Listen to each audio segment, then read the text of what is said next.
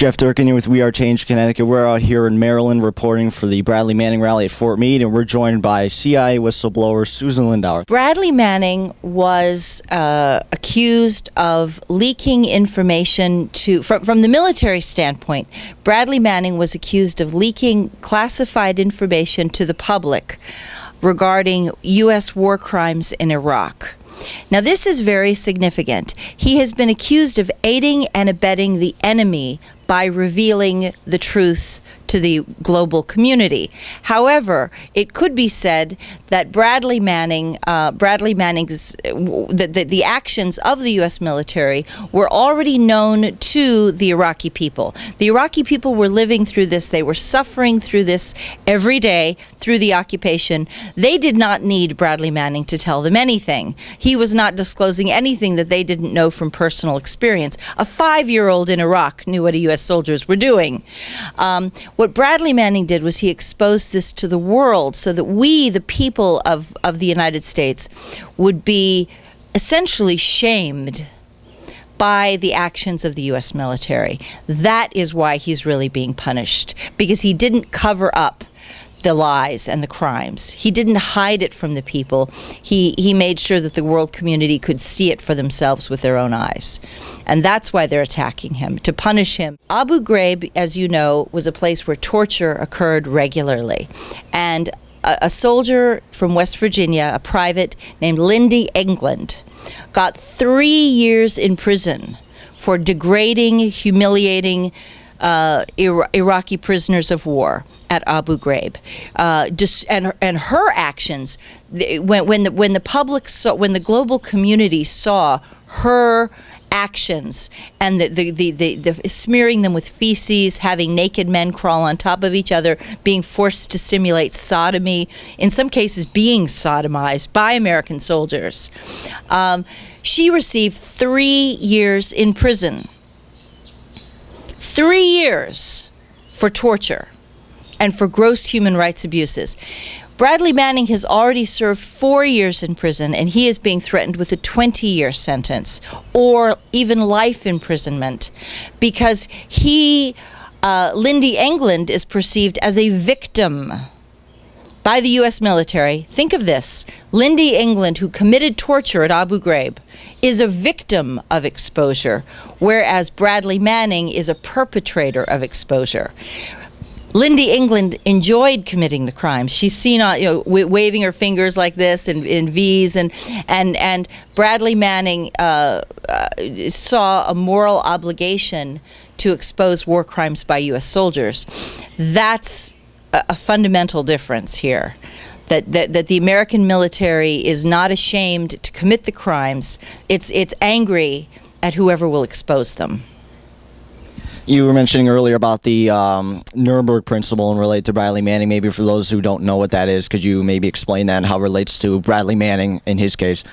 Bradley Manning has a very strong defense. The Nuremberg principles that go back to Nazi Germany and the trials of the head of the SS and the head of Hitler's armies after World War II, those were called the Nuremberg trials. The Nuremberg principles the Nazi soldiers tried to claim that they were following orders when they tortured, when they murdered, when they indiscriminately slaughtered civilians, rounded up people for Auschwitz and all that, that they were following orders and therefore they should be exempt from responsibility. The Nuremberg principle said that no, if you are an ordinary soldier, the lowest person in the military ranks, you are obligated to refuse to commit war crimes. You are responsible for your actions. And if an order is given by a ranking officer to break the law, to break international law, to commit war crimes, then you are obligated to oppose it. You are obligated to report it to your higher ranking officers. And if your superior ranking officers are not responsive when you report the war crimes, you are obligated to tell the public. And this is a matter of international law, and it's called the Nuremberg principle. And Bradley Manning is absolutely within his bounds to use that in his defense, because under international law, he would face prosecution himself if he failed to either oppose these war crimes or expose them. He would face prosecution, just like the Nazis did. And a lot of Americans are like, yeah, how dare you compare us to the Nazis?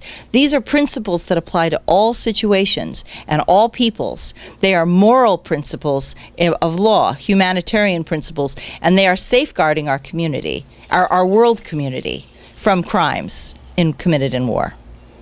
And even with the Bradley Manning case as well, we've seen a trend of the war on whistleblowers, including your case and so many others, where the Obama administration used the Espionage Act the most times out of any administration ever. And it really shows how much of it they're abusing that. Maybe you could explain that to anybody, how much of a breach that really is, the Espionage Act, and how it's been abused in a way. The Espionage Act, as you can imagine, was created to stop foreign spies or Americans from spying for foreign governments. That's what it's supposed to be for. If I was a CIA asset, if I had started spying for the Iraqis or for Egypt or for Russia or anyone else, that would be a gross violation of trust.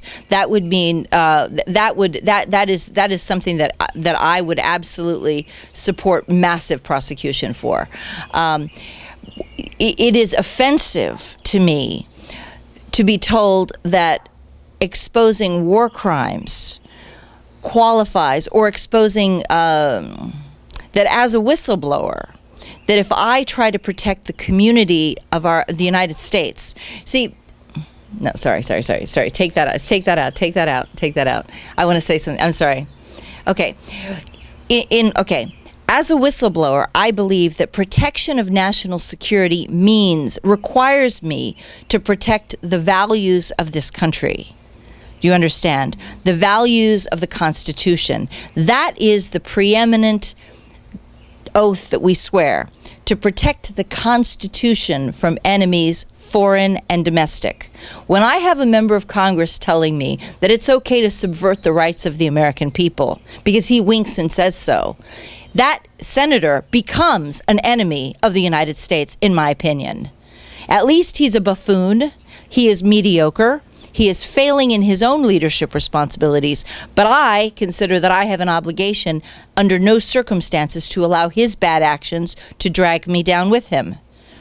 It is only because a few people will stand up and put their foot down and say, we are not going to let you do this, that we stop these things from happening. You know, Thomas Drake exposing heavy surveillance on the American people. Well, they shouldn't have been doing it in the first place. That is a gross violation of our rights. Bradley Manning exposing war crimes in Iraq forced the U.S. military to abandon certain practices. That in itself was profoundly valuable to the war effort, because when Bradley Manning forced them to stop doing these things, that helped to calm down a very tense situation. The problem is that whistleblowers whistleblowing is now criminalized, especially if it threatens entrenched powers.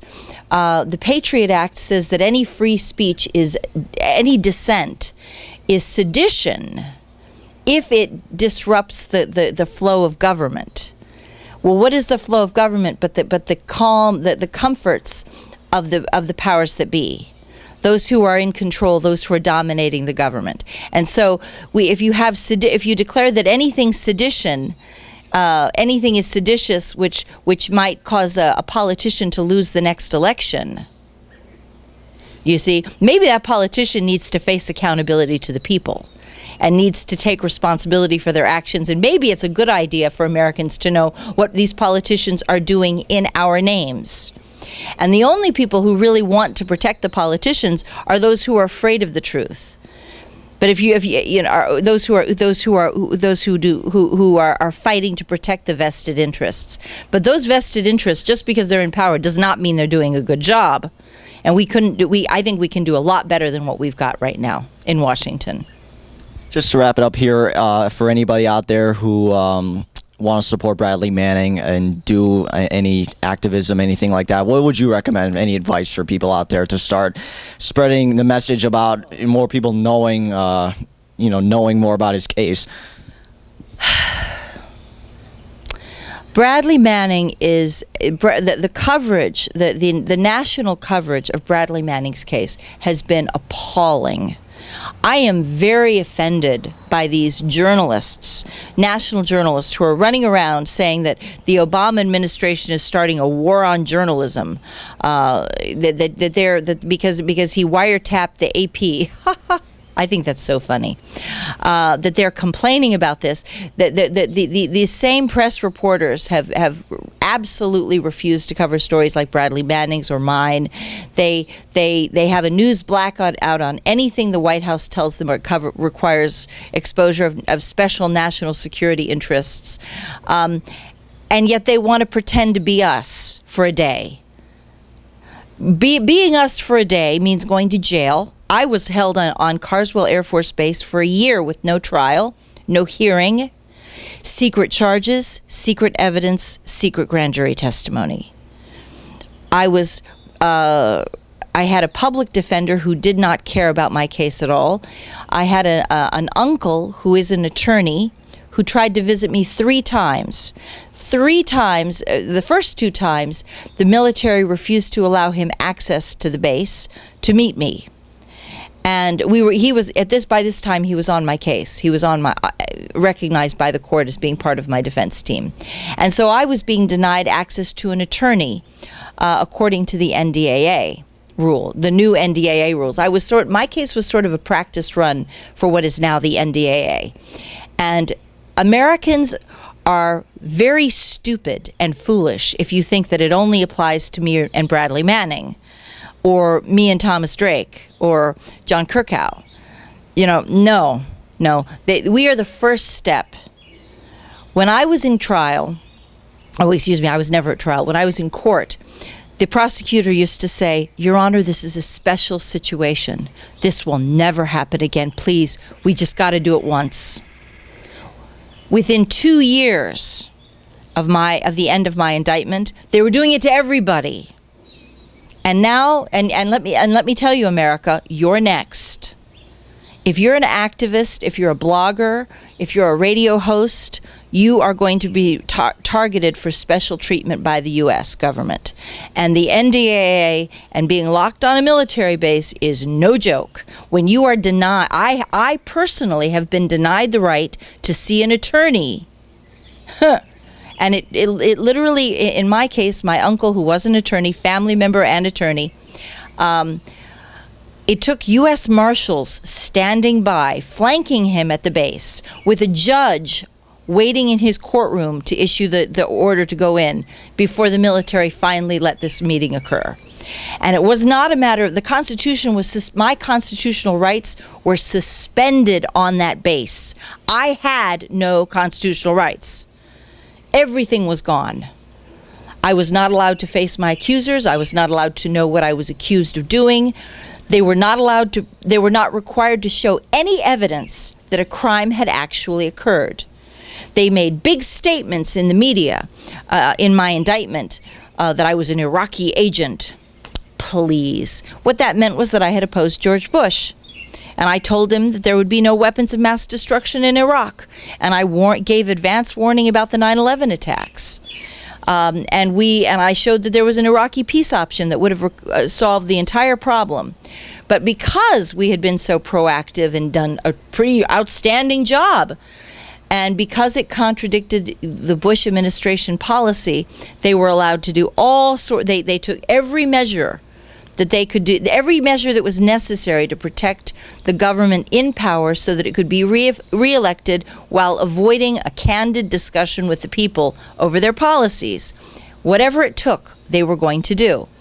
And that's what's happening now. And I grieve for Bradley Manning. I really do. I categorically deny that he was, I'm offended. I am offended that he is accused of aiding and abetting the enemy, because the American people are not the enemy. The Iraqis already knew what was happening. They knew everything that was going on. They're living through the nightmare. We, the people of the United States, were the ones in ignorance. And we, the people of the United States, should never be considered the enemy of the United States government. Something's gone really wrong if that's now the case.